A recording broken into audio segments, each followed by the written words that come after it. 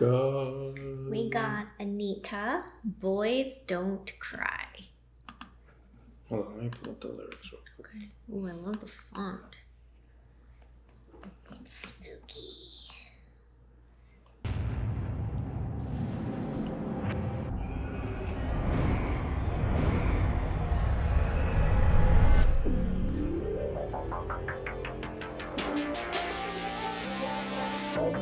Sometimes I call you when I can't sleep alone. Now you keep asking me what that means. Oh no, in your feelings, I can feel it. You're in your feelings, you won't admit it, but that's why I push you away from me. 'Cause I know it drives you crazy. Try to take me, but nobody's taking control over me. Ooh, baby, baby, you be talking tough, but your boys can't get. Before I forget, I love that scene so much. Does that remind you of anything? Mm-mm. It's a Titanic reference, I feel like. Because she has the necklace, the diamond.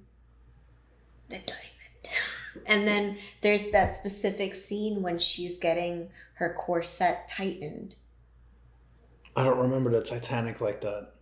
Oh, damn. Because, like, that scene is so symbolic because Kate, she doesn't want to follow her path that's, like, basically being, like, written for her. And so, like, that corset is, like, her mother trying to tighten her up, trying to, like, you know, tighten her strings back. I think it's very symbolic because she talks about how nobody's taking control over me. Oh, I see. And I love, like, how it kind of sounds very, like, 80s. Crazy, try to take me, but nobody's taking control over me. Ooh, baby, baby, you be talking tough, but your boys can't get enough when the girls don't need your love.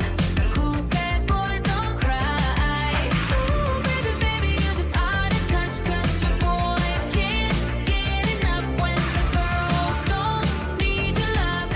Who says boys don't cry? Sometimes you call me when you're too drunk. Oh God. Then you start telling me I'm the one. I'm not in your feelings. I can feel it. You're in your feelings. You won't admit it, but I thought that we were just having fun. 'Cause I know it drives you crazy. Try to take me, but nobody's taking control over me. Ooh, baby, baby, you be talking tough, but your boys can't get enough when the girls don't need your love. Who says boys don't cry? Ooh, baby, baby, you just out of touch, 'cause your boys can't get enough when the girls don't need your love. Who says boys don't cry? Who says they don't cry? Who says they don't cry? Who says they don't cry? Who says boys don't cry? Oh my god, what a catchy song. I feel like a teenage girl. What'd you think of it? No, I like how she kind of changed the roles, right? Because I've heard the song Girls Don't Cry. I think that was by Fergie. So I like her little twist on it, like Boys Don't Cry. And she talks about, like, she's obviously the object of desire. She's this female that all the men want. And it's just a different twist. I think she kind of changes the roles a bit, right? Like where she's the one that's not being heard, because a lot of these songs, at least traditionally, you hear a lot of these songs about the woman being hurt or going through that type of breakup where they're heartbroken. But this is the complete opposite, where she's like, I'm not the one. She doesn't want to be the one. She doesn't want anything from him, you know? Yeah.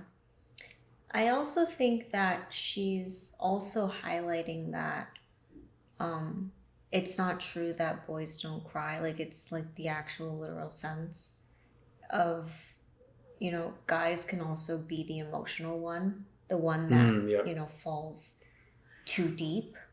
And so I like it because I don't think it's highlighted enough, to your point, right? Because it's always the other way around, where it's the girl that's crying because she got her heart broken. But we all know that that doesn't always happen. No, 100%. And I think it's just the traditional view of guys not revealing their emotions because it seems to be weak. You come off as feminine. And so men oftentimes release that sadness in the form of anger instead, because it's more acceptable for men to express anger than it is for them to cry. So they'll probably like cry alone. Like most people won't see that side of them, but there's definitely going to be some crying involved. Yeah. I would imagine. Or they'll get so angry and then start crying. Yeah. And I think we spoke about it before, where anger a lot of times is just the substitute emotion for something else, which is typically sadness. Yeah. But yeah, good song.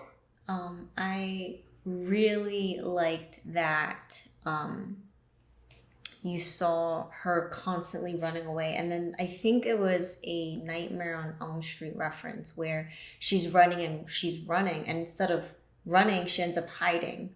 Do you remember in Rick and Morty when it's like you can run but you can't hide? And then in the nightmare, he ends up hiding because it's not what he expects Scary Terry to do. Do you remember that? I remember it vaguely, but I don't remember the episode. I don't remember it in detail. So I wonder if that was a reference. But I like that you noticed that the guys were like pale as hell, right? Like almost like they're vampires, really trying to like suck up her energy. I see. That's right. Yeah. And then when she's in the church, she's dressed in this like really poofy red dress, which I think symbolizes like a flower, and it signifies life, whereas like everyone else looked like zombies. Like she was at one point like trying to like lock down the door filled with like 40, 50 guys in the back. Which makes sense because zombies, like, they're after blood. Exactly.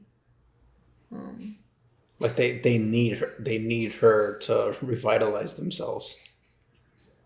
Yeah, I really think that she did a great job making a song that sounded like this, because in her other songs it didn't really sound like this. So I think she did a really good job, because I think this song kind of targets like a younger crowd.